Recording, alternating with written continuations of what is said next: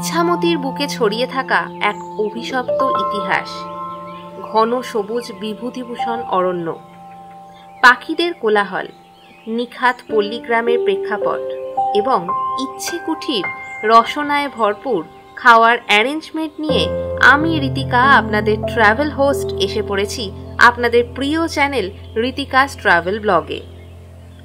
এই অভিশপ্ত পুরীর চার দেওয়ালের ভিতর পা দিলেই সময় উল্টো দিকে ছুটতে শুরু করে। চলুন আজ তাহলে ডুবে যাই গ্রাম বাংলার স্নিগ্ধতা এবং হারিয়ে যাওয়া কিংবদন্তির এক ভৌতিক এবং অজানা অধ্যায়। Good morning everyone. তো আরও একটা নতুন ব্লগ নিয়ে হাজির হয়েছি এই চ্যানেলে। তো চলুন, আজকে আমরা সকাল সকাল বেরিয়ে পড়েছি, যদিও 1 ঘন্টা লেটে রান করছি সবাই মিলে। আজকে আমাদের সাথে আমাদের বেশ কিছু বন্ধু রয়েছে। তো আমরা আজকে সবাই মিলে যাত্রা শুরু করেছি বনগাঁ লাইনের উদ্দেশ্যে, চলেছি মঙ্গলগঞ্জ। সঙ্গে থাকুন পুরো ভিডিওতে, পুরো বাইক ট্যুর আপনাদের সঙ্গে এখানে তুলে ধরবো, আর সঙ্গে থাকুন, এখানে বেশ কিছু এক্সাইটেড জিনিস কিন্তু রয়েছে এই ব্লগে। আজকে মঙ্গলগঞ্জ যাচ্ছি, সেখানে রয়েছে বিভূতিভূষণ অরণ্য। তো চলুন সঙ্গে থাকুন, দেখতে থাকুন ঋতিকাস ট্রাভেল ব্লগ। কল্যাণী এক্সপ্রেসওয়ে অসাধারণ একটা রাস্তা, দুর্দান্ত ভিডিও হলো, আপনাদের দেখাবো কীরকম ভিডিও হলো। তো এখান থেকে আমরা আবার চলে যাচ্ছি, এরপরে 10টা নাগাদ দাঁড়াবো। এখন বাজে মোটামুটি 9টা বেজে 20 মিনিট।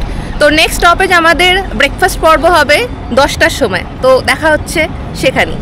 কল্যাণী এক্সপ্রেসওয়ের ওপর দিয়ে ফুল স্পিডে ছুটিয়ে দিয়েছি আমাদের বাইক। আমাদের বাড়ি হুগলির উত্তরপাড়া থেকে প্রায় 97 কিলোমিটার দূরত্বে অবস্থিত এই মঙ্গলগঞ্জ। বাড়ি থেকে এখনও পর্যন্ত 14 কিলোমিটার রাস্তা অতিক্রম করে এসেছি। যেতে সময় লাগবে প্রায় 2.5 থেকে 3 ঘন্টা মতো। কল্যাণী এক্সপ্রেসওয়ের প্রথম টোল প্লাজা রয়েছে একদম সামনে, যার নাম কাকিনাড়া টোল প্লাজা। 2 হুইলার হওয়ার জন্য টোল ট্যাক্স ছাড়াই পার হয়ে গেলাম আমরা। এই ট্যুরটি আমাদের পুরোটাই হতে চলেছে বাইক রাইডে, যার একটি বড় কারণ এই ঝকঝকে তকতকে এক্সপ্রেসওয়ে। আগে এই রাস্তা কিন্তু এতটা ভালো ছিল না, তবে বর্তমানে রাস্তার খুব উন্নতি ঘটেছে। সামনের মাইল পোস্ট বলছে এখান থেকে আরও 15 কিলোমিটার গেলে দেখা মিলবে কল্যাণী।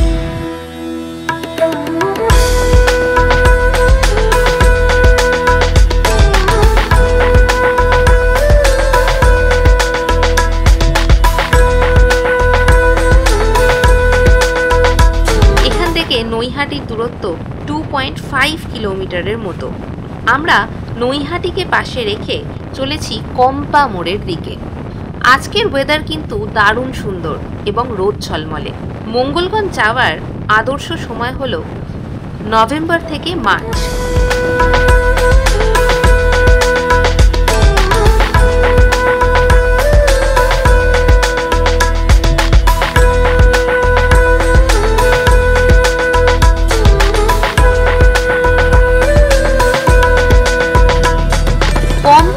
থেকে কল্যাণী এক্সপ্রেসওয়ে ছেড়ে ঢুকে পড়েছি ডান দিকে। এখন যে রোডের ওপরে রয়েছি তার নাম Kanchrapara Haringhata road. Google map বলছে আজকের ডেস্টিনেশন মঙ্গলগঞ্জ ইচ্ছে কুটির এর দূরত্ব এখান থেকে আরও 53 কিলোমিটারের মতো। সময় লাগবে এখনও 1.5 ঘন্টা।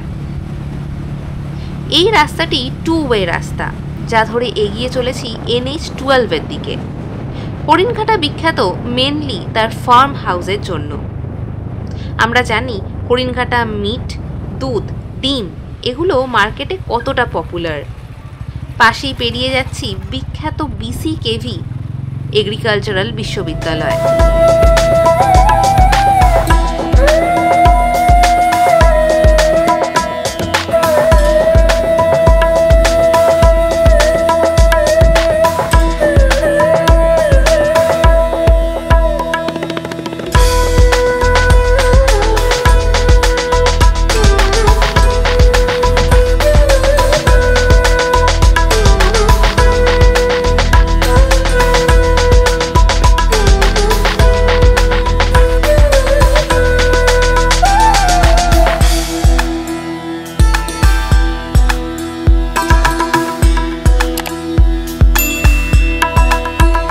মোড়ের নাম বড় জাগুলিয়া মোড়। এখান থেকেই আমরা উঠছি NH-12 এর দিকে। NH-12 ধরে সোজা এগিয়ে যাচ্ছি। এখান থেকে আজকের ডেস্টিনেশনের দূরত্ব 44 কিলোমিটার। এখনো পর্যন্ত কভার করলাম 53 কিলোমিটারের মতো। NH-12 এর ওপর দুরন্ত বেগে ছেড়ে যাচ্ছি ওয়েস্ট বেঙ্গলের বিখ্যাত গভর্নমেন্ট ইউনিভার্সিটি মাকাউটকে। NH-12 হলো বাঙালির ইমোশন, কারণ এই রাস্তা দিয়ে চলে যাওয়া যায় নর্থ বেঙ্গল, সিকিম, দার্জিলিং সহ নর্থ ইস্টের দিকে। আমরা এখন ক্রস করছি NH-12 এর ওপর অবস্থিত সেকেন্ড টোল প্লাজা।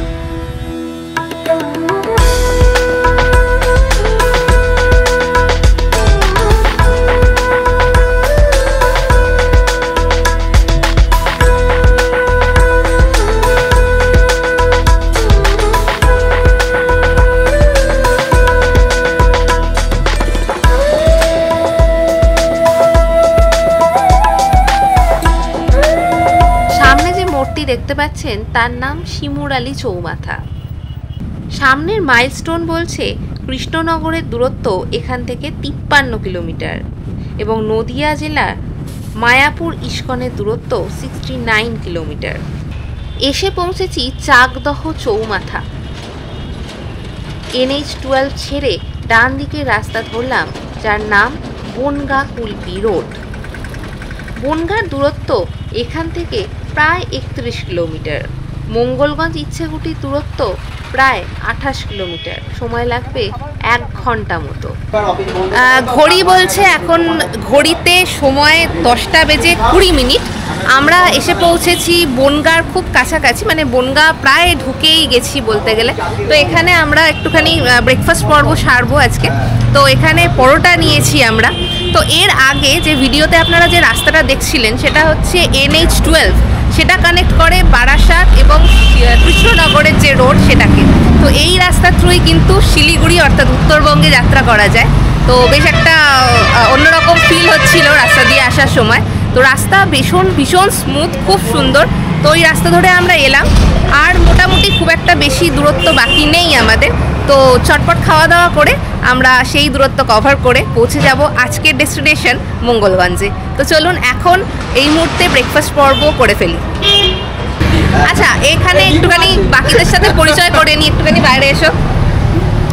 আমাদের এই গ্রুপ থ্রুয়ে আমাদের সাথে রয়েছে অপূর্ব, আর তার সাথে রয়েছে নতুন দুজন মানুষ। তো প্রথমে রয়েছে গৌরব, আমার স্কুল কলিগ, আগে যে স্কুলে আমি কাজ করতাম তার কলিগ তো নয়, এখন বন্ধুই হয়ে গেছে। তো আমরা চিরকাল এমনিতে বন্ধুই ছিলাম, তো কলিগ ব্যাপারটা চলে গেছে, শুধু বন্ধুটা রয়ে গেছে। নেক্সট আসছে কৌশানী, এসো। হাই, কৌশানী আর একজন, সেও ছিল স্কুল কলিগ, বর্তমানে বন্ধু স্থান পেয়ে গেছে। এখানে এক একটা পরোটার প্লেট পড়লো আমাদের 20 টাকা পার প্লেট। তাতে দেয় 3টে পরোটা, পেঁয়াজ আর তার সাথে আলুর তরকারি। তো এই দিয়ে আজকে ব্রেকফাস্ট সারবো আমরা। কুলপি রোড থেকে এবার এসে উঠলাম আশমালি চাকদহ রোডের ওপর। নদিয়া জেলার অন্তর্গত এটি। এই রাস্তাটিতে উঠতেই পেলাম গ্রাম বাংলার ছোঁয়া। রাস্তা গেছে প্রথম জনপদের মধ্যে দিয়ে। এই রাস্তা যদি 2 হুইলার বা 4 হুইলার নিয়ে আসেন, খুব সাবধান থাকবেন, কারণ রাস্তায় ছাগল, গরু, হাঁস যখন তখন যা ইচ্ছা পারাপার হতে শুরু করে দেয়।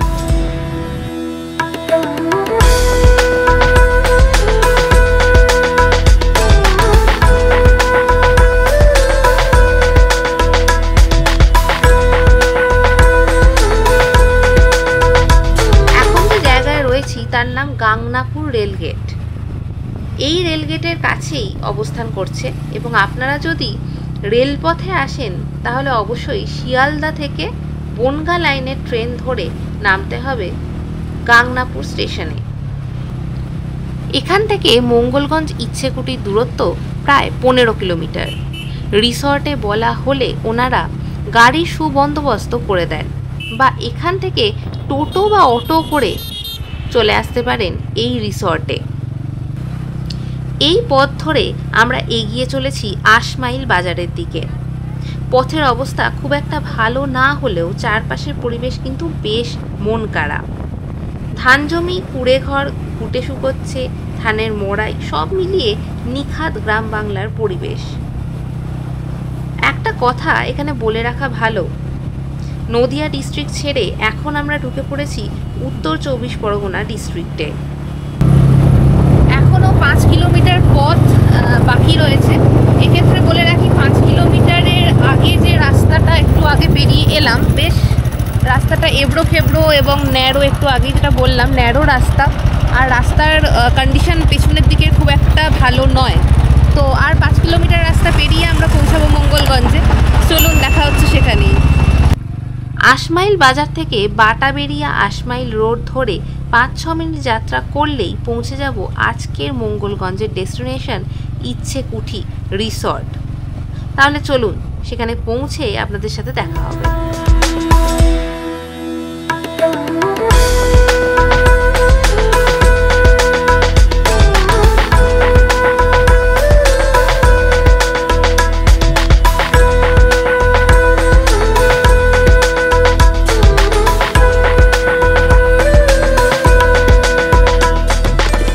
ঘড়িতে সময় এখন 12টা বেজে 1 মিনিট। আমরা এসে পৌঁছে গেছি আমাদের আজকের গন্তব্য ইছামতি নদীর তীরে বিভূতিভূষণ অরণ্যের কাছে অবস্থান করছে এই মঙ্গলগঞ্জ। এসে পৌঁছেছি মঙ্গলগঞ্জের ইচ্ছেকুটির ইকো রিসর্ট এর কাছে, এর মধ্যে। তো এখন আমরা এসে একটু ওয়েলকাম ড্রিঙ্কস দিল আমাদের। ওয়েলকাম ড্রিঙ্কস খেয়ে আমরা যে কটেজ নিয়েছি, এখানে বিভিন্ন টাইপ অফ কটেজ রয়েছে, সেগুলো আপনাদের সবই আমি এই ব্লগে তুলে ধরবো। তো আমরা নিয়েছি ব্যাম্বু কটেজ। তো সেখানে আমরা সমস্ত আমাদের মালপত্র রেখে রিফ্রেশমেন্ট ড্রিঙ্কস খেয়ে এখন এখানে রয়েছি আপনাদের সামনে এই কটেজটা একটু তুলে ধরতে। তো চলুন এখন একটু ফ্রেশ হয়ে নেবো ভেতরে গিয়ে।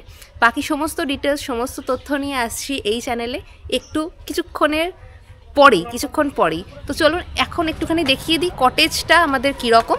তো ভেতরে আমরা লাগেজ রেখে ফেলেছি অলরেডি, তো চলুন দেখিয়ে দিই।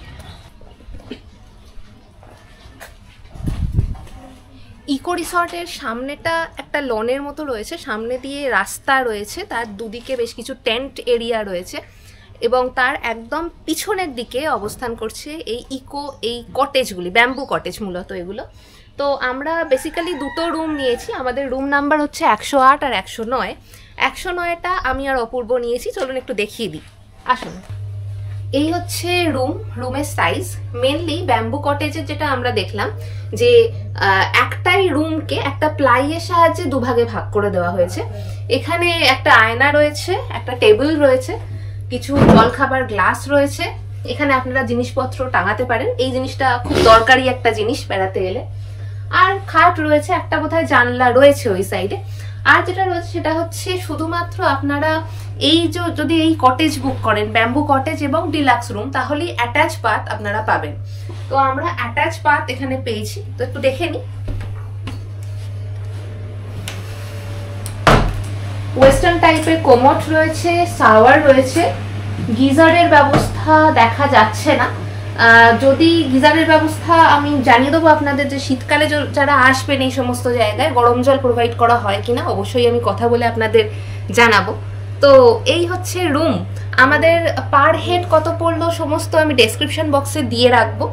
এবং এছাড়াও আপনারা জানেন যে এখানে সমস্তটাই ইচ অ্যান্ড এভরিওয়ান রুম বেসিসে হয় না, এক এক দিনের এক একজনের বেসিসে পার হেড খাওয়া দাওয়া নিয়ে এই সমস্ত কটেজগুলোতে থাকা এবং খাওয়ার ব্যবস্থা করা হয়। তো আপাতত আমরা ফ্রেশ হয়ে নেব। ফ্রেশ হয়ে আমরা আজকের ট্যুর শুরু করব, এখানকার আশেপাশের জায়গাগুলি ঘুরে দেখাবো। তো ততক্ষণ সঙ্গে থাকুন। এখন ঘড়িতে সময় 1টা। তো এখন আমরা যাব লাঞ্চের উদ্দেশ্যে।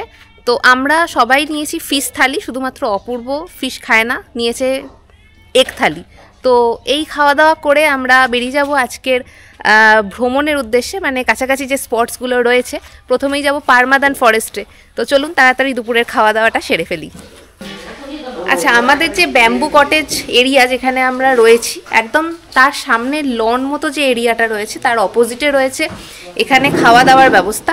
তো এই পোর্শনটা ওনাদের রেস্টুরেন্ট, এবং একটু এক ঝলক দেখিয়ে দিই রেস্টুরেন্টের। এখানে টেবিল আর চেয়ারগুলো সমস্তটাই বাঁশের তৈরি, তো যেখানে আমরা বসে লাঞ্চ করব, কি তাই তো? একদমই তাই। এখানকার শোভা অনেকটা ওই গ্রাম বাংলা প্লাস মানে বেসিক্যালি আমরাও থাকতে পারবো এরকমভাবে তৈরি করা, কিন্তু একটা গ্রাম বাংলার ছোঁয়া দেওয়ার চেষ্টা করা হয়েছে। তো শুনলেন কীরকম ছোঁয়া দেওয়ার চেষ্টা করা রয়েছে। তো এই ছোঁয়ায় বসে আমরা এখন লাঞ্চ করব। তো লাঞ্চ এসে গেছে, আমরা এবার লাঞ্চ করব। একটু লাঞ্চের মেনুতে দেখিয়ে দিই কী কী রয়েছে আমাদের। ভাত রয়েছে, আলুর চিপস রয়েছে, স্যালাড রয়েছে, লেবু আর পেঁয়াজ, তার সাথে ডাল, এখানে একটা বাঁধাকপির তরকারি রয়েছে, এটা কি কি জিনিস জানি না, চাটনি, আচার, বেগুন ভর্তা। আর এটা কি মাছ দাদা? এটা কাতলা মাছ। তো এই দিয়ে আজকের লাঞ্চ করব। চলুন লাঞ্চের পর আপনাদের সাথে দেখা হচ্ছে। ঘড়ি বলছে এখন সময় 1:45। তো আমরা বেরোচ্ছি পারমাদান ফরেস্ট এক্সপ্লোর করতে। খাওয়া দাওয়া হয়ে গেছে আমাদের, তো এবার যাব ফরেস্ট এক্সপ্লোর করতে। তো চলুন যাওয়া যাক। আমরা প্রথমেই যাচ্ছি পারমাদান ফরেস্ট এক্সপ্লোর করতে। তো পারমাদান ফরেস্ট এক্সপ্লোর করার পরে আমরা বোট রাইড করব। তো বোট রাইড করার জন্য এখানে বলে রাখি যে ভেতর থেকে রিসর্টের মধ্যে থেকে কুপন প্রোভাইড করেন ওনারা। তো কুপন নিয়ে আমরা এখন চলেছি প্রথমে পারমাদান ফরেস্ট এক্সপ্লোর করতে, তারপর ইছামতি বোট রাইড থাকছে। চলুন যাওয়া যাক। রিসর্টের কর্তৃপক্ষ যারা ছিলেন তারা আমাদের বললেন যে রিসর্ট থেকে সোজা একটা রাস্তা আমাদের টুয়ার্ডস পারমাদান ফরেস্টের দিকে চলে যাচ্ছে। তো রাস্তাটা খুব সুন্দর, মোটামুটি গ্রাম বাংলার পরিবেশ চারদিকে ধরা পড়ছে। তো আপনারা নিজেরাই দেখে নিন। এই নদীতেই আমরা বোট রাইড করব। শাল, অর্জুন, অশ্বত্থ এই সমস্ত গাছের পাতা ঝরে ঝরে পড়ছে। তার সামনে দিয়ে সুরকির পথ এবং তার একদম পাশ দিয়ে গা ঘেঁষে বয়ে চলেছে ইছামতি। তো এই ইছামতি নদীর তীরেই আজকে আমরা ভ্রমণ করব। তো যখন সানসেট হবে তখন। তো খুব সুন্দর একটা প্রাকৃতিক পরিবেশ, যেহেতু এটা মার্চ এবং ফেব্রুয়ারির একটা মাঝামাঝি সময়। তো অবশ্যই চারদিকে বসন্তকালীন একটা আবহাওয়া আমরা ফিল করতে পারছি। ইছামতি নদীর পার্শ্ববর্তী অঞ্চলেই বেশ কিছু খাবার দাবারের দোকানপাট দেখতে পাওয়া যায়। বাকি অংশে তেমন দোকানঘর চোখে পড়ে না।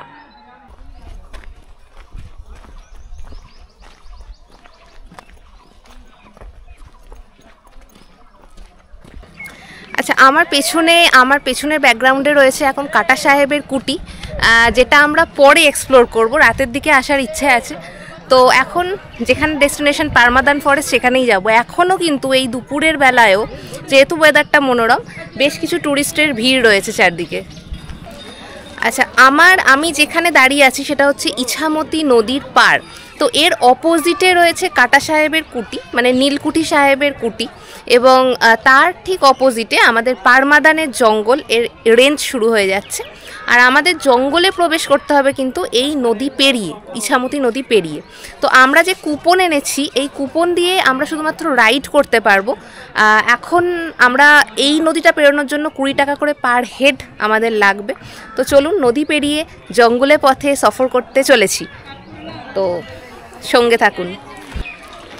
আমার পিছনে রয়েছে ফরেস্ট এরিয়া, পারমাদানের জঙ্গল, যেটা মেনলি বিভূতিভূষণ অরণ্য হিসাবে প্রসিদ্ধ। এই যে অংশটি দেখছেন, এটি ইছামতির তীরে ছোট্ট পার্ক এরিয়ার মতো। ডিসেম্বর জানুয়ারিতে প্রচুর পিকনিক পার্টির ভিড় চোখে পড়ে এখানে। আচ্ছা, এই যে ঘাটটা দেখছেন, এই ঘাটটা থেকে কিন্তু ভ্রমণ করা যায়। মেনলি এই যে টোকেনটা আমরা এনেছিলাম, এই টোকেনটা একবার দাও। এই কুপনটা এখানে যে আপনারা রিসর্টে থাকবেন এরকম কুপন আপনাদের দেবেন। তো এই কুপনটা দিয়ে এখানে বোট রাইড করার জন্য এই ঘাটটা থেকে বোট রাইড করব। এবং আমরা যখন ওপারে যাব জঙ্গলের দিকে, সেটা হচ্ছে আরেকটু দূরে এই যে সামনের এরিয়াটা, এখান থেকে আমরা নদী পারাপার করব। তো এখানে কিন্তু আমাদের চার্জ লাগবে পার হওয়ার জন্য। তো চলুন আমরা আপাতত জঙ্গলের দিকে যাই। এইখান থেকেই ইছামতি পারাপারের টিকিট সংগ্রহ করা হয় এবং ইছামতি নদীতে নৌকা ভ্রমণ করতে হলেও আপনাদের এখান থেকেই টিকিট সংগ্রহ করতে হবে। চলুন প্রথমেই আপনাদের দেখিয়ে দিই দুপুরের পড়ন্ত রোদে এই বিভূতিভূষণ তথা পারমাদান ফরেস্টের এক ঝলক। তো আমরা চারজনে বোটে উঠতে চলেছি। অপর পাড়ের যে দৃশ্য খুব সুন্দর লাগছে, ভীষণ সুন্দর লাগছে। এক কথায় নদীর জল পুরো সবুজ ইছামতি। তো এই রকম একটা দাঁড় বওয়া নৌকায় উঠে আমরা পেরোবো। আচ্ছা, এক্ষেত্রে একটা ইনফরমেশন আপনাদের জানিয়ে রাখি যে এখানে টিকিট কিন্তু আলাদা করে করতে হয়, ওই কুপনের সাথে ইনক্লুডেড নয়, যেটা একটু আগেও আমি বললাম। এখানে পার হেড আমাদের পড়লো 10 টাকা। 10 টাকায় আমরা ওপারে যাব এবং ফেরত আসবো। উঠে পড়েছি বোটে, কম্পমান বোট। তো ওপারে যাব, ওপার দেখা যাচ্ছে একদম কাছে।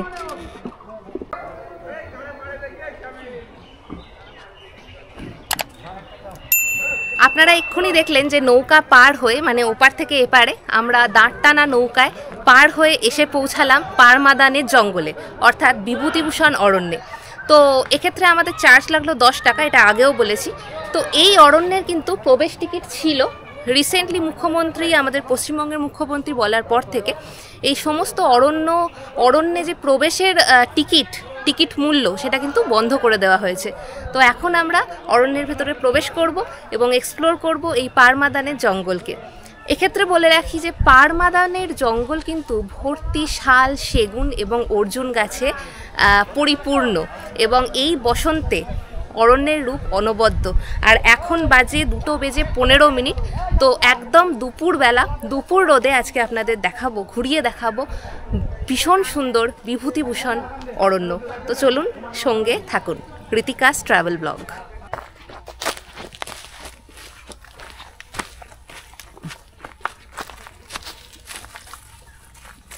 আচ্ছা, আমরা এসে পৌঁছেছি পারমাদান ফরেস্টের মধ্যে। তো এই পারমাদান তথা বিভূতিভূষণ বন্দ্যোপাধ্যায়ের যে জঙ্গল, যে নামে খ্যাত, এই অভয়ারণ্যে কিন্তু সেরকমভাবে তেমন বন্য প্রাণী দেখা আমরা পাইনি। তো এখানে বন্য প্রাণী বলতে স্পেশালি হরিণ দেখা যায়। হরিণ ছাড়াও খরগোশ, কাঠবেড়ালি, বনবিড়াল, এই সমস্ত জীবজন্তু আপনারা দেখতে পাবেন। এর চেয়ে বেশি হিংস্র প্রাণীর দেখা এখানে মেলে না। তো দ্বীপ্রহর বেলা, যেহেতু দুপুরের টাইম, আমরা তেমনভাবে কোনো জীব জন্তু বা প্রাণীর এখনো পর্যন্ত দেখা পাইনি। কিন্তু এই যে অ্যাম্বিয়েন্স, ভীষণ সুন্দর একটা পরিবেশ আমরা পাচ্ছি। যেহেতু বসন্তকাল, গাছপালার ফাঁক দিয়ে রোদের ঝলক দেখা যাচ্ছে, অসাধারণ একটা অনুভূতি চারদিকে। আর একটা তথ্য দিয়ে রাখি, এই যে অরণ্য, এটা কিন্তু সম্পূর্ণ পশ্চিমবঙ্গ সরকারের বন বিভাগ দপ্তরের আন্ডারে পড়ছে, এবং এই সমস্ত জায়গা পরিষ্কার পরিচ্ছন্ন রাখা কিন্তু আমাদের নাগরিক হিসাবে কর্তব্য। তো এখানে যদি বেড়াতে আসেন, কখনো প্লাস্টিক জাতীয় জিনিস ফেলে এই এরিয়াটিকে নোংরা করবেন না। আর একটা তথ্য যেটা হচ্ছে, এই যে বন, পারমাদানের জঙ্গল, এই জঙ্গল কিন্তু 40 একর জায়গা জুড়ে অবস্থান করছে।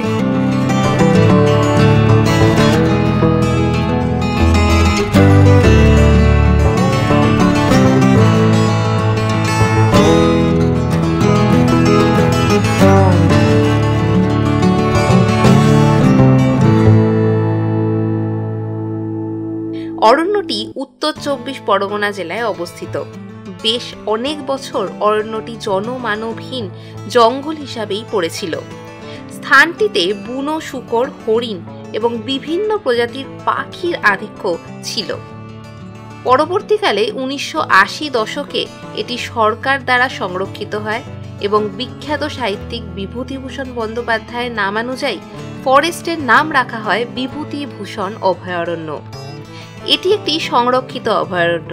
বর্তমানে এখানে রয়েছে বড় চিতল হরিণের দল, বিভিন্ন প্রজাতির পাখি, খরগোশ, নানান প্রজাপতি, ছোট জলাশয় এবং প্রায় 3.5 কিলোমিটার লম্বা একটি নেচার ট্রেল। পুরো জঙ্গলটি কিন্তু জাল দিয়ে সংরক্ষিত।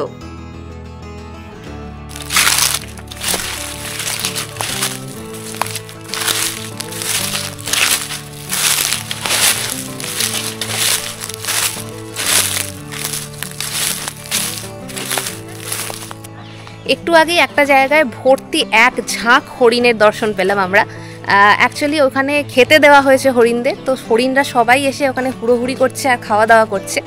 তো সেটার ভিডিও খুব একটা ধরা পড়লো না লেন্সে। এবার দেখতে খুব ভালো লাগলো। অবশ্য এর আগে একটা যে হরিণ দেখেছিলাম, 2টো হরিণ খুব ন্যাচারালি জল খেতে আসছিল, সেটা একটা অন্যরকম ফিল ছিল দৃশ্যটাতে। তো বেশ সুন্দর লাগলো। তবে তুলে ধরার চেষ্টা করা হয়েছে। ব্যাপারটা এই ক্যামেরাতে স্পষ্টভাবে না আসলেও ফোনের ক্যামেরাতে যতটা সম্ভব পারা গেছে আমরা তুলে ধরেছি। চেষ্টা করা হবে যাতে আপনারা স্পষ্ট করে দেখতে পান। এবার বাকিটা তো আপনাদের ওপর। বাকিটা আপনাদের ওপর। তো চলুন এবার আস্তে আস্তে আমরা এন্ট্রান্সের দিকে চলে আসি। অ্যাকচুয়ালি আমরা এসেছিলাম যেটা, সেটা এন্ট্রান্স ছিল না, নদী পেরিয়ে এসেছিলাম। তো এবার আস্তে আস্তে বেরিয়ে যাব আমরা। আর এখানে বলে রাখা ভালো, এই জায়গাটাতে কিছু পাখির প্রজাতি দেখা যায়, সেটা আশা করি আমাদের travel blogger, professional travel blogger তিনি দেখাবেন। হ্যাঁ চলুন, এখানে খাঁচা বন্দি করা আছে, অবশ্যই অভয়ারণ্য বলে পাখি ওপেন নয়, পাখিগুলোকে খাঁচা বন্দি করে রাখা রয়েছে। ছোট্ট ছোট্ট পাখিগুলো আপনাদের দেখানোর চেষ্টা করব। যদি আপনারা নাম জানেন পাখিগুলোর, অবশ্যই কমেন্ট সেকশনে কমেন্ট করে আমাকে জানাতে ভুলবেন না। চলুন দেখে নিই। ও টিয়া পাখি রয়েছে প্রথমেই, যাকে আমি চিনি। ম্যাকাও বার্ড রয়েছে ওপরের দিকে।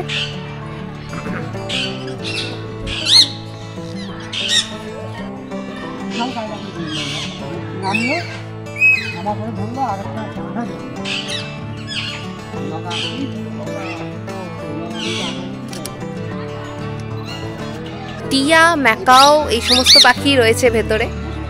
তো দেখা যাচ্ছে বেশ ভালো, কাঁচ দিয়ে ঘেরা আর ওপর দিকটা জাল দিয়ে ঘেরা, পুরোটাই ঘেরা অ্যাকচুয়ালি। তো তাও বেশ সুন্দর লাগছে দেখতে। তবে দর্শক বন্ধুদের এই পাখির মাঝে আমি একটা অন্য জিনিস দেখাবো। আমি ক্যামেরাম্যানকে ঘোষণা করতে বলছি, দেখা যাক কি জিনিস দেখায়। আশা করি দেখা যাবে। নিচে দেখাও। বাহ, ভালো জিনিস একটা দেখিয়েছে, আমি আপনাদের দেখানোর চেষ্টা করছি।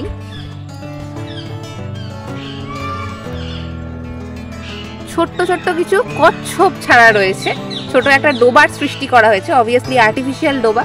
তার মধ্যে বেশ কিছু কচ্ছপ বা কাছিম ছেলে রাখা হয়েছে, বেশ সুন্দর। তার সঙ্গে আবার আরেকটাও জিনিস দেখছি, কাঠবিড়ালিও রয়েছে ভেতরে। টিয়া পাখি পোজ দিচ্ছে, আওয়াজও করছে তার সাথে।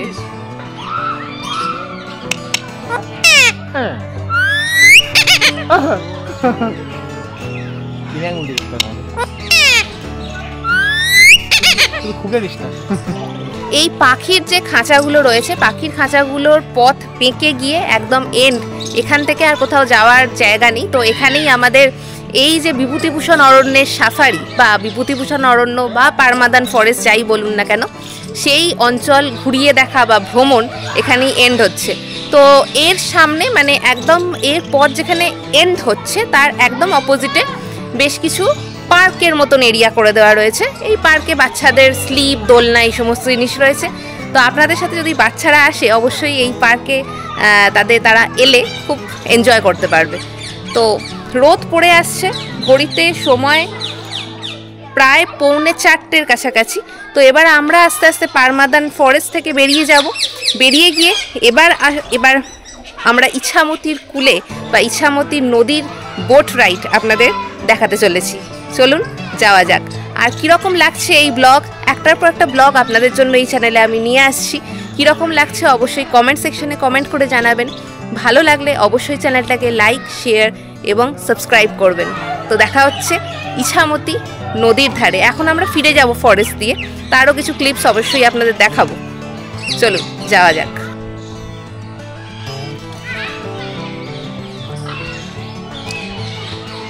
পারমাদান ফরেস্টের একদম শেষে পার্ক যেখানে অবস্থান করছে তার অপোজিটে পারমাদান ফরেস্ট বন বিভাগের রেস্ট হাউস রয়েছে। চলুন এবার আমরা বেরিয়ে যাই আস্তে আস্তে। সোনালি রোদে ধুয়ে যাচ্ছে বিভূতিভূষণের জঙ্গল। জঙ্গলে এবং তার আশেপাশের ইছামতির তীরে যদি ফটোশ্যুট করতে চান, অবশ্যই দুপুর গড়িয়ে বিকেল এর এই সময়টি বেছে নেবেন, যাকে বলা হয় গোল্ডেন আওয়ার অফ ফটোগ্রাফি। অরণ্যের নেচার ট্রেল ধরে বেশ ঘন্টা দেড়েক মতো হাঁটছি। দূরের আকাশে ঢলে পড়ছে ডুবন্ত সূর্য, ফাঁক ফোকর দিয়ে ছড়িয়ে পড়ছে এর শেষ রক্তিম আভা।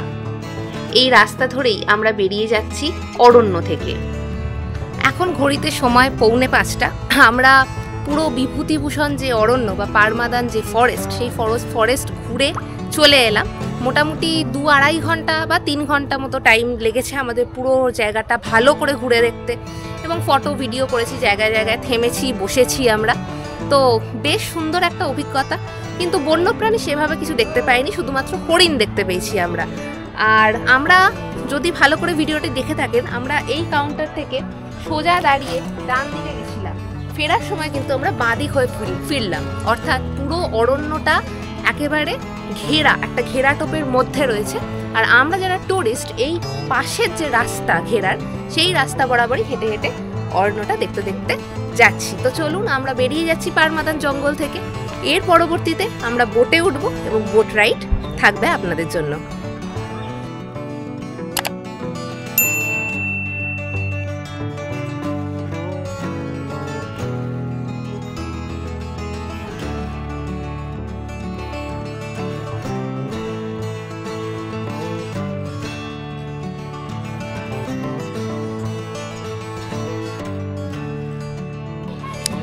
এখন ঘড়িতে বাজে 5:05। তো চারদিকে সূর্যাস্ত হচ্ছে, তবে অন্ধকার হয়ে গেছে। মানে একদিকে যে বিভূতিভূষণ অরণ্য আর পাশ দিয়ে যে ইছামতির তীরে আমরা বোট রাইড করব, তো সেই প্রপার অ্যাম্বিয়েন্সটা ক্যামেরায় ধরা পড়বে না, মানে সেই জিনিসটা আপনাদের দেখাতে পারবো না। তো তার জন্য আজকের দিনটা আমরা আর বোট রাইড করছি না। তো আজকে আমরা ফিরে যাচ্ছি। কালকে সেভাবে তেমন কিছু করার নেই বলে কালকে সকালে আমরা এই বিভূতিভূষণ অরণ্যের পাশে ইছামতির তীরে বোট রাইডটা রাখলাম। তো আপাতত আমরা ফিরে যাব এবং কুপনটা আমাদের হোটেলের কর্তৃপক্ষকে জমা দিয়ে দেবো। তো ওনারা যদি কালকের ডেট লিখে চেঞ্জ করে আর একটা নতুন কুপন দেয়, সেটা ওদেরকে রিকোয়েস্ট করতে হবে অবভিয়াসলি। তো চলুন আপাতত ফিরে যাই রিসর্টে, ফ্রেশ হই, তারপর দেখা যাক কি করা যায়। তো সান্ধ্য ভোজনে কী কী আইটেম আছে সমস্ত কিছুই আপনাদের সামনে এখানে তুলে ধরবো। কেমন লাগছে এই ভ্রমণ, কেমন লাগলো একদিনের ট্যুর ছোট্ট, অবশ্যই কমেন্ট সেকশনে কমেন্ট করে জানাবেন। ফিরে এলাম আমাদের আজকের রাত্রিবাসের ঠিকানা মঙ্গলগঞ্জ ইচ্ছে কুঠি। সামনেই রয়েছে মঙ্গলগঞ্জ ইচ্ছে কুঠির এন্ট্রান্সের গেট, যেখানে ওনাদের কন্ট্যাক্ট নাম্বার ডিসপ্লে করানো রয়েছে। আচ্ছা, আমরা সবাই মিলে এখন জমিয়ে সান্ধ্য আড্ডা চলছে, সেই সঙ্গে চলছে সান্ধ্য ভোজন। আজকে আপনাদের একটু দেখিয়ে দিই যে সান্ধ্য ভোজনে আমাদের কি আছে। এটা কমপ্লিমেন্টারি। একটু আগে আমাদের চা দিয়ে গেল, লিকার চা, ছোট্ট ছোট্ট কাপ ছিল। এবং অ্যাকচুয়ালি আমি এক্ষেত্রে একটু বলবো যে কাপের সাইজটা আমি বলবো যে হোটেল কর্তৃপক্ষকে একটু বড় করতে, কারণ এতই ছোট, জাস্ট একবার চুমুকেই চা শেষ হয়ে গেছে। তো যাই হোক, ইভিনিং স্ন্যাক্সে যেটা কমপ্লিমেন্টারি, এর সাথে চিকেন পকোড়া এসছে। চিকেন পকোড়া 4 পিস করে রয়েছে, তার সাথে টমেটো সস রয়েছে। তো এই দিয়ে এখন সান্ধ্য ভোজন করব। আর একটা কথা এখানে জানিয়ে রাখি, আপনারা যদি বারবিকিউ চিকেন এবং ব্যাম্বু চিকেন খেতে চান আলাদা করে, তাহলে আলাদা করে চার্জেস কিন্তু এখানে প্রোভাইড করে খেতে হবে। সেক্ষেত্রে 600 টাকা করে 1 কেজি বা 1 কিলো চিকেন এখানে প্রোভাইড করা হয়। তো আপনারা যদি গ্রুপে আসেন তাহলে আমি বলবো 1 কিলো চিকেন 4 থেকে 5 জনের গ্রুপের ক্ষেত্রে এনাফ। তো সেটা আমরা অর্ডার দিয়েছি। বাইরে যাব, বারবিকিউ দেখবো, বনফায়ার হচ্ছে বাইরে, অ্যাম্বিয়েন্স বেশ সুন্দর। চলুন আজকে এই মুহূর্তে এখন খাওয়া দাওয়া করে নিই, তারপর বাইরে যাচ্ছি সবাই মিলে। চলুন একটু পরেই মজা করবো আমরা, আপনার সাথে থাকুন, আমাদের সাথে মজা করুন।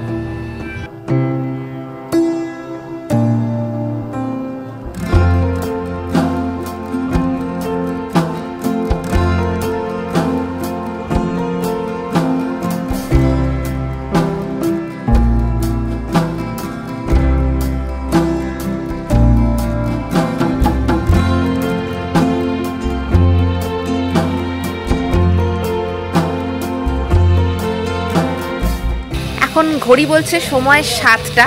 তো আমরা একটু ঘরের মধ্যে আড্ডা দিচ্ছিলাম, সান্ধ্য আড্ডা, সঙ্গে ছিল সান্ধ্য ভোজন। তো এখন আমরা একটু বাইরে এসেছি, বনফায়ার হচ্ছে আর ভীষণ সুন্দর লাইটিংয়ে সেজে উঠছে আমাদের রিসর্ট। এখন গিয়ে একটু বনফায়ারের সামনে বসবো। আর এক্ষেত্রে আমরা বলে রাখি যে আমরা আজকে 600 টাকা এক্সট্রা দিয়ে 1 কিলো আমরা ব্যাম্বু চিকেন অর্ডার করেছি। আপনারা চাইলে বারবিকিউ, ব্যাম্বু চিকেন এই দুটো অপশান অ্যাভেলেবেল আছে, যে কোনো একটা অর্ডার করতে পারেন। তো এখন যাব বনফায়ারের কাছে গিয়ে বসবো আর সেই দৃশ্য আপনাদেরও দেখাবো।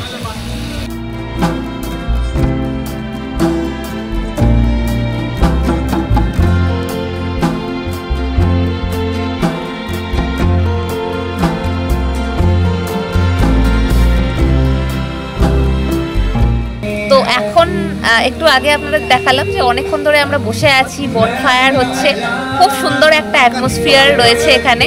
এবং আমাদের সামনে এখানে ব্যাম্বু চিকেন প্রিপেয়ার হচ্ছে, এই প্রিপেয়ার করা আমরা দেখছি, সুন্দর লাগছে, দারুণ লাগছে। আমরা ওয়েট করছি, আর ওয়েট করতে পারছি না, এবার খাওয়া দাওয়া করবো। তো কীরকম লাগছে অবশ্যই কমেন্ট সেকশনে কমেন্ট করে জানাবেন।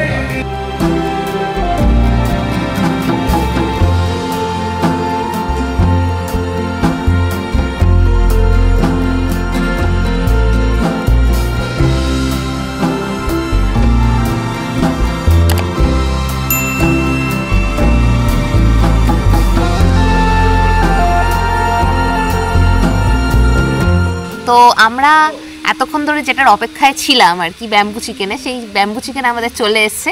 এবার আমরা খাওয়া দাওয়া করবো, খাওয়া দাওয়ায় মন দেবো। তো একটু দেখিয়ে দিই আপনার প্লেটটা। এটা হচ্ছে 1 কিলো ব্যাম্বু চিকেন, যেটা আমরা অর্ডার করেছিলাম। এটাই আমরা 4 জনে মিলে এখন খাওয়া দাওয়া করব। তো চলুন খাওয়া দাওয়া করা যাক। এরপরে আমরা খাওয়া দাওয়া করার পরে আমাদের আর একটা এই যে প্যাকেজের সাথে ইনক্লুডেড রয়েছে, যেটা হচ্ছে নীল সাহেবের কুটিতে একটা এক্সপিডিশন। সেটা আশা করছি এটার পরেই আমরা যাব, বা ডিনারের পর যাব, সেটা আপনাদের এই ব্লগে আমি জানাবো কখন যাওয়া হয়। তো সেটাই এখানকার আপাতত মেন আকর্ষণ। তো চলুন খাওয়া দাওয়া করি, এবং এর টেস্ট অবশ্যই ভিডিওর মানে এন্ডে আমি বলবো কীরকম টেস্ট লাগলো। তো ব্যাম্বু চিকেন আমাদের খাওয়া দাওয়া হয়ে গেছে, প্লেট ফাঁকা একদম। তো 4 জনে মিলে ব্যাম্বু চিকেন খেলাম। এবার ব্যাম্বু চিকেনের রিভিউটা একটু দিয়ে দিই। আমাদের ভীষণ সুন্দর লেগেছে, হাইলি রেকমেন্ডেড এটা। যদি এখানে আসেন কখনো, অবশ্যই ব্যাম্বু চিকেনটা একবার ট্রাই করবেন। ঘড়ি বলছে এখন সময় 8:35। তো আমাদের এখানকার যে পরিচারক আর কি, আজকে যে গাইড হিসাবে যাবে আমাদের নীলগড় সাহেবের কুটি দেখাতে, তিনি এক্ষুনি হ্যারিকেন এবং লাঠি হাতে চলে গেলেন। হ্যারিকেনটা বুঝলাম অন্ধকারের জন্য, লাঠিটা কিসের জন্য জানি না। তো চলুন দেখা যাক আজকের অভিজ্ঞতা কীরকম হয়, অবশ্যই শেয়ার করব আপনাদের সাথে। চলুন, একটা অন্যরকম এক্সপিরিয়েন্স শেয়ার করতে চলেছি এই চ্যানেলে, একটা হন্টেড এক্সপিরিয়েন্স। চলুন। ঘড়িতে সময় 8:30 থেকে 9টা। কলকাতার বুকে এই সময় সন্ধে হলেও পাড়া গায়ে একেই বলে নিশুতি রাত। দিনের বেলা এ পথ ধরেই পৌঁছেছিলাম ইছামতির তীরে। সঙ্গ দিয়েছিল মনোরম প্রাকৃতিক পরিবেশ। রাতে কিন্তু মনোমুগ্ধকর পরিবেশ কেটে বেশ গা ছমছমে ভাবটা উপলব্ধি করছি শিরায় শিরায়। অদ্ভুত একটা থ্রিলিং পরিবেশ চারদিকে। লণ্ঠনাতে আমাদের গাইড এগিয়ে চলেছে, আমরা তার পিছনে ফলো করে করে যাচ্ছি। চারদিকে অন্ধকার, একটা মাঠের মতন অঞ্চল দিয়ে আমরা হেঁটে হেঁটে এলাম। তো সবাই এগিয়ে যাচ্ছে, চলুন এগিয়ে যাই। একটা অন্যরকম, সম্পূর্ণ অন্যরকম অভিজ্ঞতা হতে চলেছে আজকে। আর এরকম অভিজ্ঞতা এই চ্যানেলে আমার প্রথম, মানে পার্সোনাল অভিজ্ঞতা হলেও কিন্তু চ্যানেলে কখনো তুলে ধরিনি।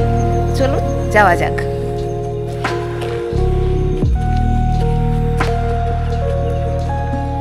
চুপচাপ একটু শুনতে হবে, ঠিক আছে? আমি একটু ইছামতি সম্পর্কে আপনাদের জানাবো।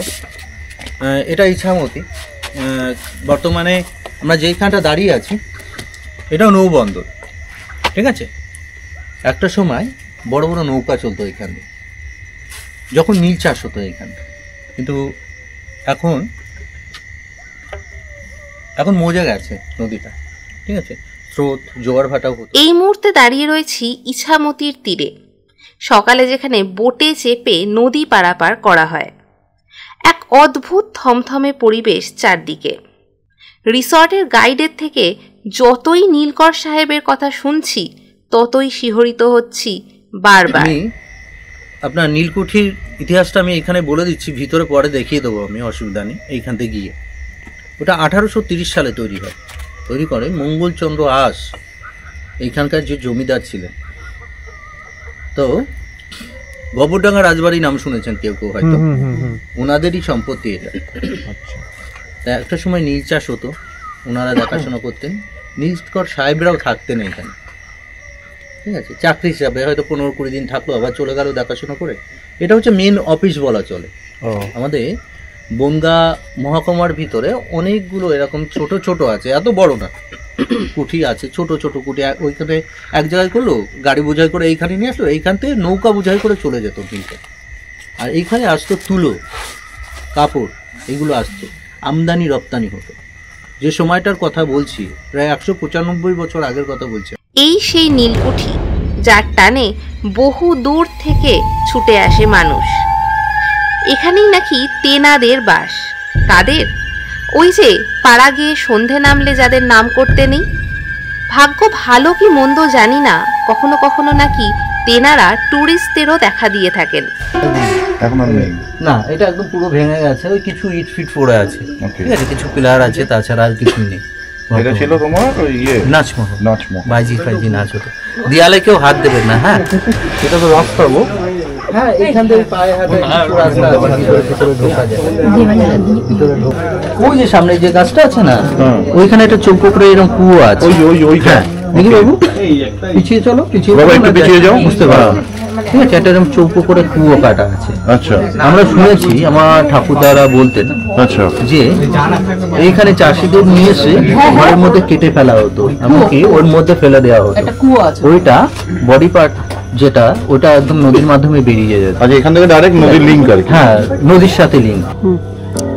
আচ্ছা, দাঁড়িয়ে আছি নীলকুঠির একদম সামনে। সামনে একটা লনের মতন অবস্থান করছে, একটা মাঠের মতো জায়গা রয়েছে, সেই ফাঁকা জায়গাটায় দাঁড়িয়েছি। এবার আমাদের সাথে যিনি এসছিলেন, আমাদের গাইড, তিনি বেশ কিছু গল্প বললেন। গল্প না সত্যি ঘটনা সেটা অবশ্যই আমি জানি না, তিনি বলছেন এটা সত্যি ঘটনা এগুলো নাকি।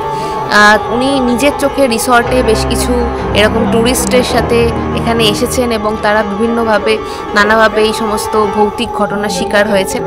তো এই সমস্ত জিনিস রেকর্ড করলাম না, কারণ এক তো প্রচণ্ড অন্ধকার চারদিকে, আর সেকেন্ড হয়তো ভয়েস আসবে না। আর এই জায়গাটা যেহেতু অনেক রিসর্টের মানুষ মিলে এসেছি, বিভিন্ন মানুষ বিভিন্ন রকমভাবে ট্রোল করছে ব্যাপারটা নিয়ে, ইয়ার্কি ফাজলামি মারছে, এবং আমরাও রয়েছি এর সাথে। এই কনসেপ্টকে আমি যদি ভূত মানি বা নাও মানি, তবুও এই অ্যাটমসফিয়ারটাকে কিন্তু আমি মন থেকে চিয়ার করব, যে এরকম একটা সুন্দর চাঁদ উঠেছে, চারদিকে একটা থমথমে গা ছমছমে পরিবেশ, এই অভিজ্ঞতাও কিন্তু কম নয়। ভূত দেখা হলো কি হলো না সেটা তো কোনো ব্যাপার নয়, সেটা তো আমরা বলতে পারি না একটা সাধারণ মানুষ হয়ে। তো আমি পার্সোনালি ভূত বিশ্বাস করি বা না করি সেটা ডাজন্ট ম্যাটার এনিমোর, কিন্তু অ্যাটমসফিয়ার ম্যাটার্স আ লট। দেখুন, ফিল করুন অ্যাটমসফিয়ারটিকে। ইছামতি নদীর একপাশে মালিপোতা গ্রাম পঞ্চায়েতের অন্তর্গত মঙ্গলগঞ্জেই রয়েছে এই পরিত্যক্ত অভিশপ্ত নীলকুঠি। গোবরডাঙ্গার জমিদার লক্ষণ চন্দ্র আইচ ব্যবসা করার জন্য 1803 সালে এই কুঠিটি নির্মাণ করেন। পরবর্তীকালে নীলকর সাহেবরা এই কুঠির দখল নিয়েছিল। নীল চাষকে কেন্দ্র করে বহু অত্যাচারের সাক্ষী স্বরূপ আজও দাঁড়িয়ে আছে এই অভিশপ্ত নীলকুঠি। লোকমুখে নানা কাহিনী এই অঞ্চলে আজও ছড়িয়ে রয়েছে। শোনা যায় এখানে নাকি অশরীরী আত্মারা আজও ঘুরে বেড়ায়, রয়েছে কাটা সাহেবের ভূতও। সবই জনশ্রুতি বা লোকবিশ্বাস। সময়ের স্রোতে নীল চাষ বন্ধ হয়ে গেলেও তার সাক্ষী হিসাবে রয়েছে এই নীলকুঠি। তার শরীর আর জরা জীর্ণ, কোথাও ইট সুরকি ভেঙে পড়েছে, ছাদের কিছুটা অংশ ভেঙে বিপজ্জনক অবস্থায় রয়েছে। এর পাশে রয়েছে একটি পোস্ট অফিস, আর রয়েছে একটি প্রাইমারি স্কুল, যার জন্মসাল 1903। দোতলার অংশটি কিছুই অবশিষ্ট নেই বললেই চলে। এককালের কিংবদন্তি এই নীলকুঠি আজ ভগ্নপ্রায় এবং জলা জঙ্গলে ভরা। বেশ কিছু পোর্শন নো এন্ট্রি বা বিপজ্জনক হিসাবেও চিহ্নিত করা রয়েছে, তবে গা ছমছমে ভাবটা ছড়িয়ে রয়েছে পুরো মাত্রায়। কাটা সাহেব কোন গাছে দোল খেতে খেতে আমাদের দেখছেন, এই নানান হিসেব নিকেশ করতে করতে দেখি বেশ রাত হয়ে গেছে। আমরা এই মুহূর্তে দাঁড়িয়ে আছি নীলকুঠির দোতলায়। এবার পুরোটাই ধ্বংসাবশেষ নীলকুঠির চারদিকে, তেমনভাবে কিছু এক্সপ্লোর করা যাচ্ছে না।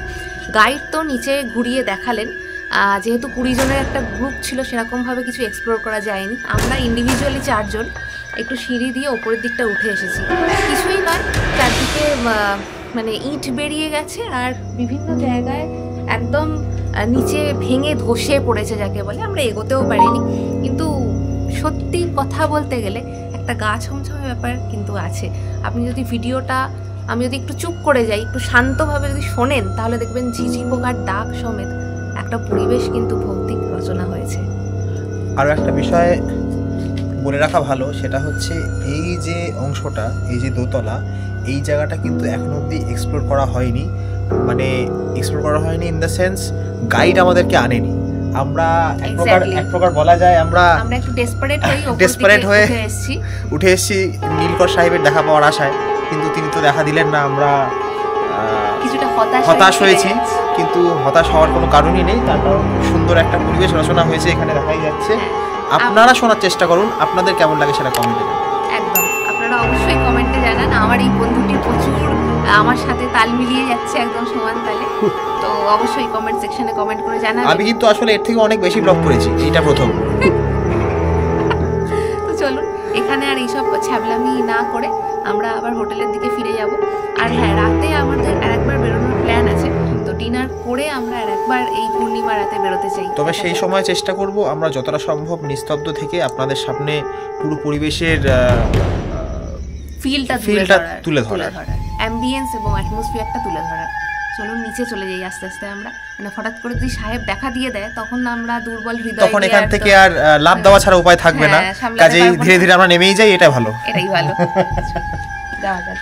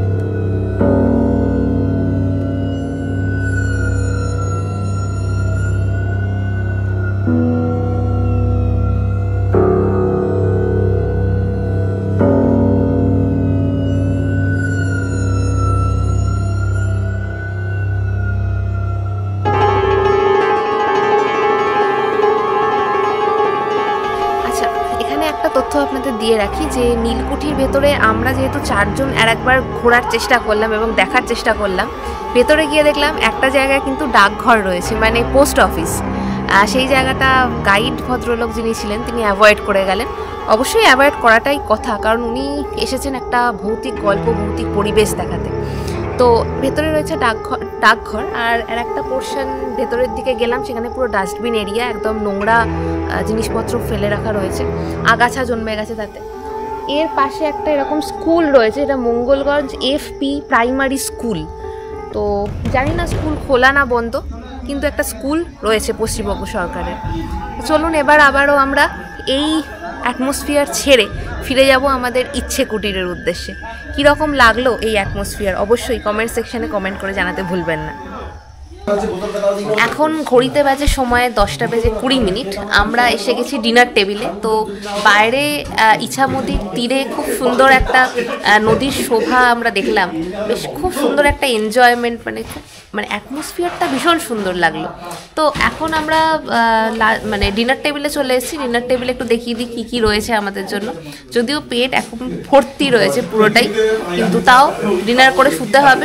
কারণ এখানে আর একটা তথ্য আপনাদের দিয়ে রাখি, আপনারা যদি ভাবেন যে ডিনার করে বাইরে বেরোবেন তাহলে কিন্তু সেটা পারবেন না, কারণ ডিনারের পরে এই গেট বন্ধ হয়ে যায় এখানে।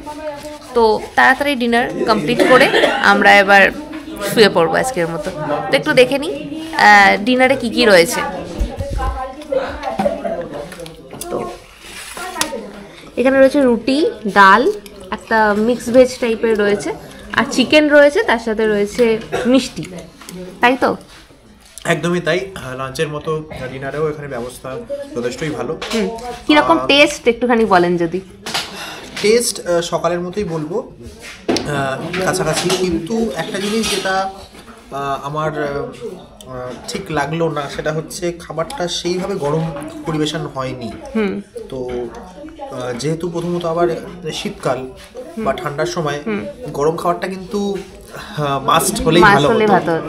তো যাই হোক, স্বাদ তো মন্দ নয়, কিন্তু গরম খাবার পরিবেশন হলে আরো ভালো। সেটাই, মানে যে কোনো জিনিস যদি গরম ব্যাপারটা পরিবেশন করা হয় আরো বেশি টেস্টফুল হয় সেক্ষেত্রে। তো যাই হোক, আমরা তাড়াতাড়ি ঝটপট খাওয়া দাওয়া করে দেখা হচ্ছে কাল সকালে। চলুন আজকের মতো এখানেই আমরা এন্ড করছি।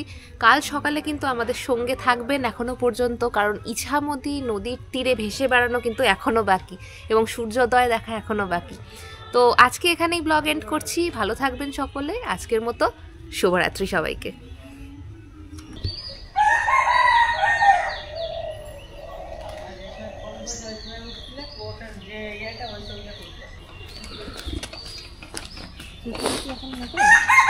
রাতের আধার কেটে কুয়াশা মাখা ভোর জড়িয়ে তখন সবে একটু একটু করে জাগছে রাত জাগা মঙ্গলগঞ্জ। এখানে শাল সেগুনের ঘুম ভাঙে মোরগের ডাকে। সূর্যের হালকা রং তখন শাল সেগুনের পাতায় পাতায়, ইচ্ছে কুঠিরের চোখে মুখে। ইহানো প্রভাতে কি আর ঘুমোনো চলে? তাই সুখ বলে ওঠো ওশারি, ঘুমায়ও না আর, এ জীবন গেলে পরে আসে না আবার। A very very good morning from Mangalganj day 2। তো সকাল সকাল আমরা উঠে পড়েছি একটু আগে। এখন সময় বাজে প্রায় 7টা ঘড়িতে। একটু আগে আমরা উঠেছি অনেকক্ষণ, 6টা নাগাদ। তো চারদিকটা পুরো কুয়াশায় ঢাকা ছিল, তাই জন্য বেরোইনি তেমনভাবে, আর সানরাইজও আমরা দেখতে পাইনি। তো এখন কুয়াশাটা একটু কেটেছে, ঘন কুয়াশা কেটেছে, আর সূর্যকে দেখা যাচ্ছে বাঁশঝাড়ের ফাঁক দিয়ে। তো আমরা একটুখানি বেরিয়েছি একটু হাঁটতে সকালবেলা। তো দেখি যে আমাদের যেখান থেকে বোট রাইড হবে, মানে যেখানে কাটা সাহেবের কুটি, নীল সাহেবের কুটির জাস্ট অপোজিটে যে ঘাটটা রয়েছে, ওখানে কি বোট রাইড এখনও শুরু হয়েছে সেই ইনফরমেশন আপনাদের দেবো, যে সকালে কটা থেকে বোট রাইড স্টার্ট হয়। কারণ কালকে আপনারা দেখেছিলেন যে বিকেলবেলা আমরা বোট রাইড করতে পারিনি, সন্ধে হয়ে গেছিলো। তো আজকে বোট সফর করব, অবশ্যই করব।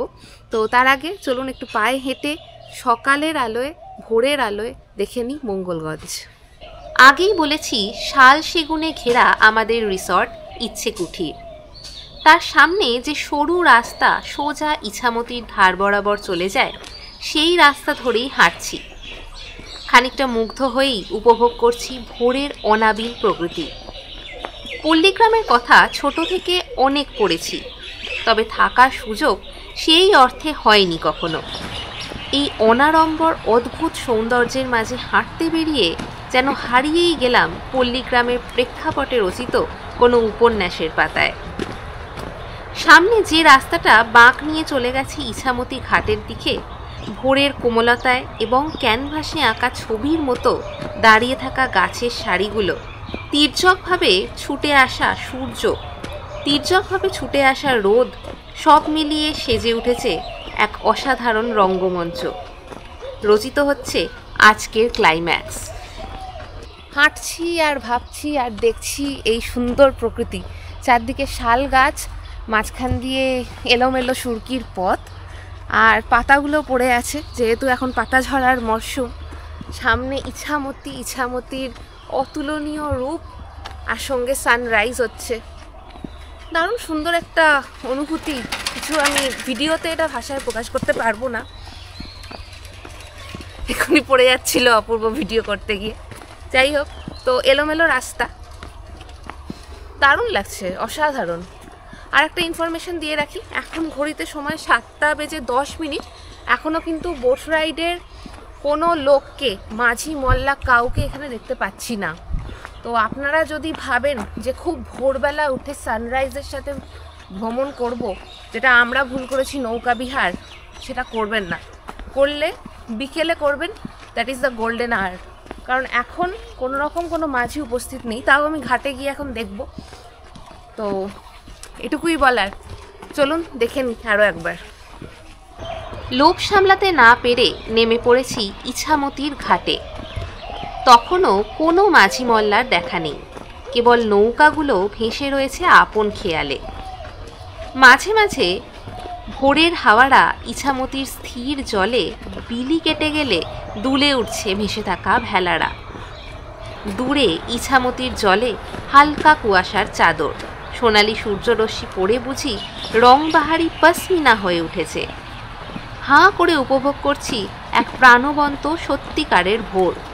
আমরা এসে গেছি ঘাটে। অসাধারণ অবর্ণনীয় একটা শোভা সামনের দিকে, ইছামতি, সঙ্গে ভেসে যাওয়া নৌকা, আর সঙ্গে সূর্য। Golden hour of the day যাকে বলে। তো দেখে নিন একবার নিজের চোখেই।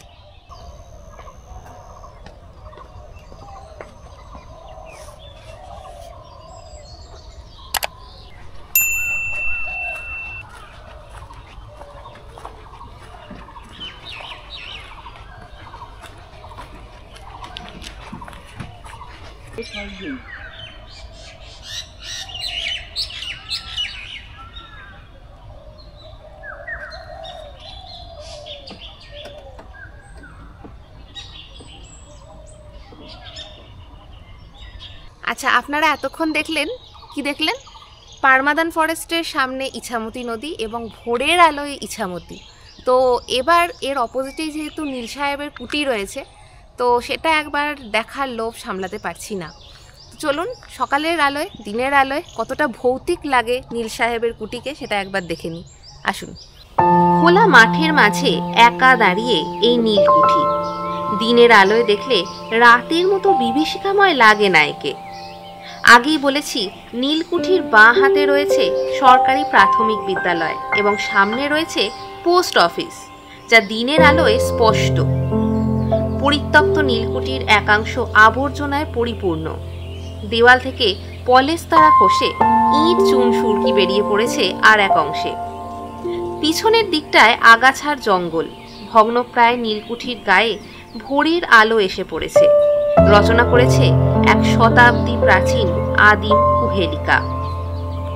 কোথাও মাথার উপর ছাদ নেই, কোথাও শুধুই কড়িকাঠ, কোথাও বা বিপজ্জনক বা নো এন্ট্রি সাইনবোর্ড ঝোলানো রয়েছে। সিঁড়ি দিয়ে ওপরে উঠলে পড়ে যাওয়ার আশঙ্কা বেশি, কারণ ওপরের মেঝে আর কিছুই অবশিষ্ট নেই। ধীরে ধীরে কালের আবহে, সংরক্ষণের অভাবে আগাছা জঙ্গলে ঘিরে যাবে এই কুঠি এবং একসময় হারিয়ে যাবে কালের আবর্তে।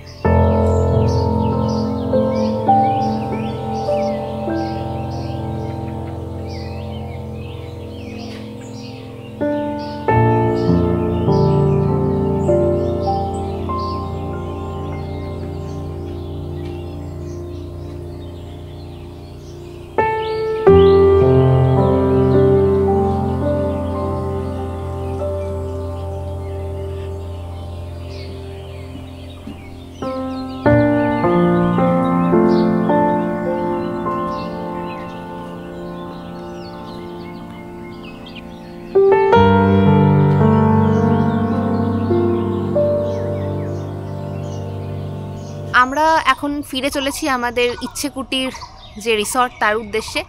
আপনারা এতক্ষণ দেখছিলেন যে নীলকুঠির ভেতরটা সকালের আলোয় কীরকম লাগে। তো কীরকম লাগছে সেটা কমেন্ট বক্সে অবশ্যই কমেন্ট করে জানাবেন।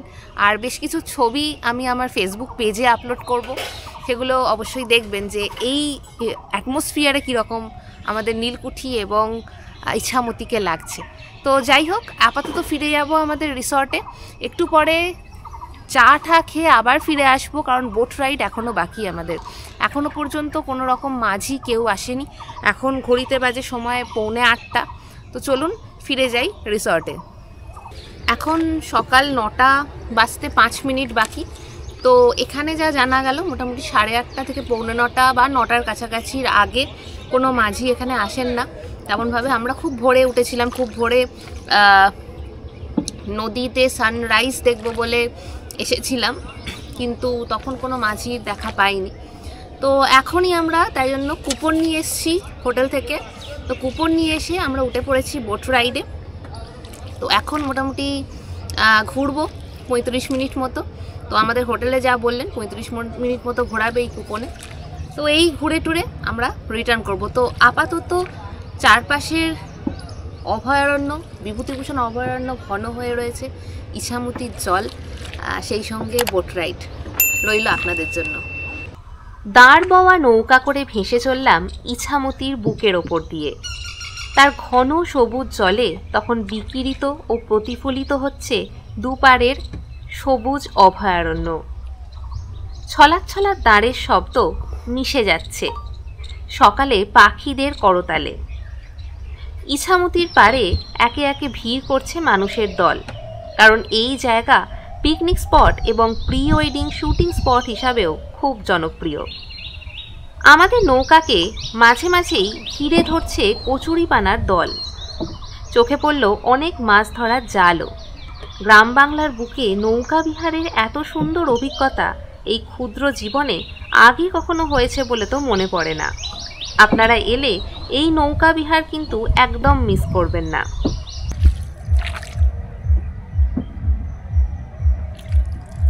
অসাধারণ সুন্দর লাগছে, দারুণ সুন্দর, শান্ত, নীরব, নিস্তব্ধ একটা সুন্দর সপ্তাহান্ত। যদি বলেন আপনারা উইকেন্ড ডেস্টিনেশন, তাহলে আমি অবশ্যই সাজেস্ট করব ইছামতি। এই নদীটা আমি শুনলাম, এখানে যিনি গাইড তিনি বললেন যে এই ইছামতি নদী এখান থেকে বাংলাদেশের দিকে চলে গেছে এবং যুক্ত হয়েছে চূর্ণী নদীর সাথে। তো এই ইছামতির রূপ অসাধারণ। এই ইছামতিকে আমি দেখেছিলাম টাকিতে, তো টাকির ব্লগও আপনাদের সামনে তুলে ধরার চেষ্টা করব এক জায়গায়। টাকি আমরা গেছিলাম, ভিজিট করেছিলাম, তো কিন্তু সেভাবে ব্লগ ভালোভাবে বানানো হয়নি। তো আর একবার ভিজিট করে এই চ্যানেলে টাকির একটা সমগ্র পার্ট, সমগ্র ভিডিও তুলে ধরার চেষ্টা করব। তো ইছামতির রূপ সেখানে একরকম, মানে বিস্তীর্ণ রূপ ইছামতির, এখানে আবার খুব সংকীর্ণ রূপ, কিন্তু অসাধারণ মায়াময় এবং মোহময়ী একটি রূপ। তো খুব সুন্দর লাগছে। আর চারদিকের বনাঞ্চলগুলো একদম নদীর ধার বরাবর বন, অসাধারণ লাগছে, পুরো অনেকটা সুন্দরবন টাইপের ফিল হচ্ছে। আপনারা কি বলেন অবশ্যই কমেন্ট সেকশনে কমেন্ট করে জানাবেন, এবং এই নৌকা বিহার কীরকম লাগলো অবশ্যই আমাকে জানাবেন। তো দেখতে থাকুন, সঙ্গে থাকুন ঋতিকাস ট্রাভেল ব্লগ।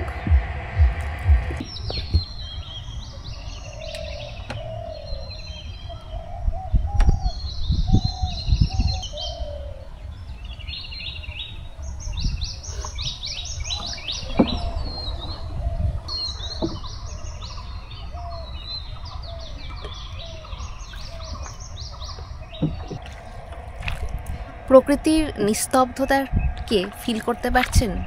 অসাধারণ লাগছে, মানে মন শান্ত হয়ে যাচ্ছে একেবারে।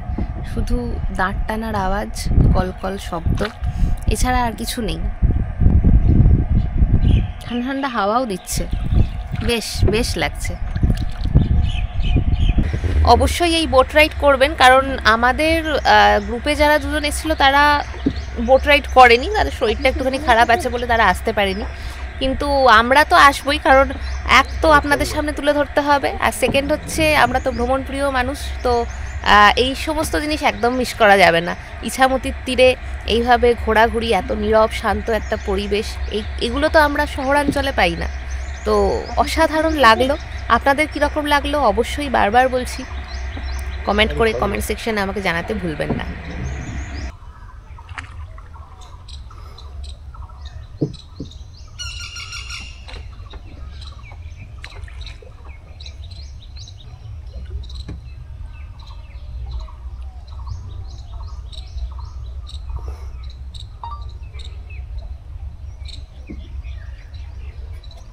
আমরা 9:05 বোটে উঠেছিলাম, আর এখন বাজে 9:25, মোটামুটি 30 মিনিট মতো এই বোট রাইড হয়। তো বোট রাইড করে আমরা গেছিলাম এই নদী বরাবর, এই দিকে ডান দিকে। তো বোট রাইড কমপ্লিট হয়ে গেছে, আমরা এখন ফিরে যাচ্ছি আমাদের রিসর্টে। ব্রেকফাস্ট করব, ব্রেকফাস্ট করে আজকে মঙ্গলগঞ্জ সফর শেষ হয়ে যাবে। তো এখান থেকে আমরা বেরিয়ে যাব। তো চলুন, কীরকম লাগলো এই নৌকা বিহার অবশ্যই কমেন্ট সেকশনে কমেন্ট করে জানাবেন। চলুন ফিরে যাওয়া যাক ইচ্ছেকুটি রিসর্টে। আমাদের বোট রাইড কমপ্লিট হয়ে আমরা রিসর্টে চলে এসেছি। এখন আপনাদের একটু আগেই বললাম যে রিসর্টের উদ্দেশ্যে রওনা হয়ে যাচ্ছি। তো রিসর্টে এসে এখন ঘড়িতে 10:05 বাকি। তো ব্রেকফাস্ট এসে গেছে, ব্রেকফাস্টটা একটু দেখিয়ে দিই কী ব্রেকফাস্টে আছে। সকালে রয়েছে লুচি, একটা আলুর তরকারি, সঙ্গে ডিম আর মিষ্টি। এই দিয়ে আজকে ব্রেকফাস্ট করব। ব্রেকফাস্ট করার পরে চেক আউট টাইম এখানে বলে রাখি 10টার সময়। তো ব্রেকফাস্ট করে আমরা সমস্ত জিনিস প্যাক হয়ে গেছে অলমোস্ট, নিয়ে আমরা রওনা দিয়ে দেবো বাড়ির উদ্দেশ্যে। তো এখন ঘড়িতে বাজে সময় 10:30। আমরা চেক আউট করে ফেলেছি। এনাদের চেক আউট টাইম এখানে আগেও বলেছি 10টার সময়। তো চলুন আপনাদের একটুখানি ঘুরিয়ে দেখে দিই এখানে কটেজের ভ্যারাইটি কী কী আছে, মানে কী কী জায়গায় আপনি এখানে থাকতে পারবেন এই ইকো রিসর্টে আসার পর, তো ইচ্ছে কুটিরে। তো একটু আমার সাথে রয়েছে, আপনার নামটা কি? রামদা একটুখানি ঘুরিয়ে দেখাবে আমাদের কি কি ট্যারিফ, সেটা ওনার মুখ থেকেই শুনে নিই। চলুন। এটা আমাদের সামোসা কটেজ। আচ্ছা, ঠিক আছে। এটা বিছনাটা ফ্লোরে পাবেন, সাইডে ফ্যান দেওয়া আছে, আচ্ছা, একটা ছোট টেবিল আপনার গ্লাস রাখার জন্য, আর একটা বোর্ড আছে এখানে দুটো। আচ্ছা আচ্ছা, লাইট রয়েছে, charger point, charging point, hanger সবই পেয়ে যাবেন আপনি। বাথরুমটা হচ্ছে আপনার কমন আছে, কমন বাথ রয়েছে। আচ্ছা, সামোসা কটেজ হচ্ছে 3টেই রয়েছে। হ্যাঁ, 3টে সামোসা কটেজ আছে। আচ্ছা,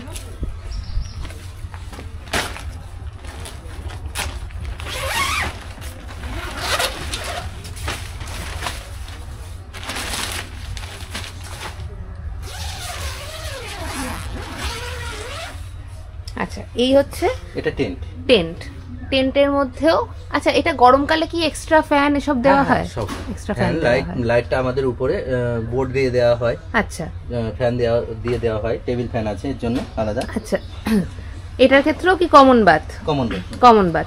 আর এগুলোর ট্যারিফ কি রকম কি আছে? এটা বর্তমানে 1200 টাকা চলছে। আচ্ছা, এবার গরমের মধ্যে এটা শুক্র শনি রবিবারের জন্য 1200, আর বাদ বাকি দিনে একটু কম বেশি হয়। আর সামোসা কটেজ যেটা দেখলাম সেটার ট্যারিফ জানা হলো না, সেটা আরেকবার জেনে নিই। 1400 পার হেড। আচ্ছা, এই দুটোর ক্ষেত্রেই কিন্তু কমন বাথ। এবার নেক্সট দেখাবো আপনাদের। এটা পুরোটাই টেন্ট, তাই তো? টেন্ট কটা অ্যাভেলেবেল আছে? 14টা আমার টেন্ট আছে। 14টা টেন্ট। আচ্ছা, কজন করে থাকতে পারে টেন্টে? 2জন করে। আচ্ছা, বেশ, ঠিক আছে। নেক্সট যেটা বাম্বু কটেজ, আপনারা তো ছিলেন। বাম্বু কটেজে আমরা ছিলাম, সেটা আমরা অলরেডি দেখিয়েছি। ট্রি হাউসটা একটু দেখে নিই। এটা আমাদের ডিলাক্স আছে, ডিলাক্স কটেজ। টিভি পেয়ে যাচ্ছে, টিভি রয়েছে, ওয়ার্ডরোব আছে, সেন্টার টেবিল, সোফা, তাছাড়া এই যে আপনার আর ওয়াশরুম আছে, গিজার সবই পেয়ে যাচ্ছেন আপনি। আচ্ছা, গিজার রয়েছে। আচ্ছা, এটার কি রকম ট্যারিফ রয়েছে উইকেন্ডে? 2200 পার হেড। আর উইকডেজে এটা কম বেশি হয়? হ্যাঁ, কম বেশি। আচ্ছা, আর এই ডিলাক্স রুম কটা রয়েছে এখানে? এটা 4টে আছে, টোটাল 4টে ডিলাক্স রুম, মানে এখানে দুটো, ওপরে দুটো, নিচে দুটো। তাছাড়াও আমাদের একটা 4 বেড আছে, যেখানে আপনারা 4 থেকে 6 জন থাকতে পারবেন, শেয়ার করে থাকতে পারবে। সেক্ষেত্রেও কি রকম ট্যারিফ? ওরকমই আপনার 1600-1800 করে। 1600-1800 করে, ঠিক আছে। আচ্ছা, এবার একটু দেখিয়ে দিই ট্রি হাউস রয়েছে এখানে দুটো। তো চলুন দেখে নিই একটু ট্রি হাউসটা।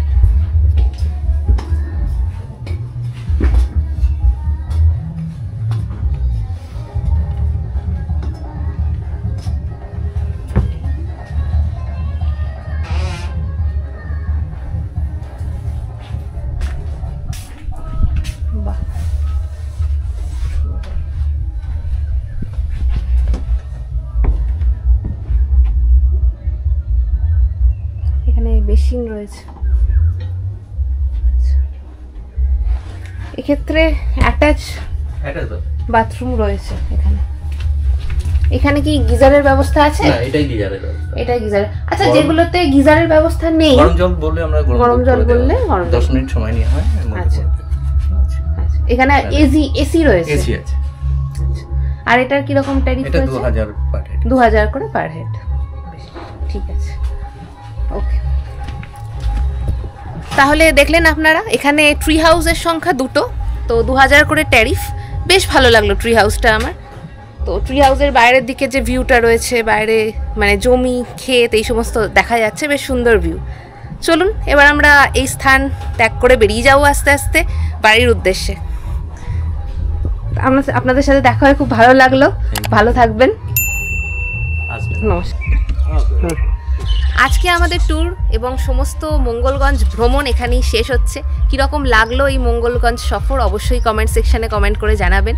আর দেখা হচ্ছে নতুন কোনো গল্প নিয়ে, নতুন কোনো ব্লগ নিয়ে, নতুন কোনো অধ্যায় নিয়ে। ততদিন ভালো থাকবেন। টাটা।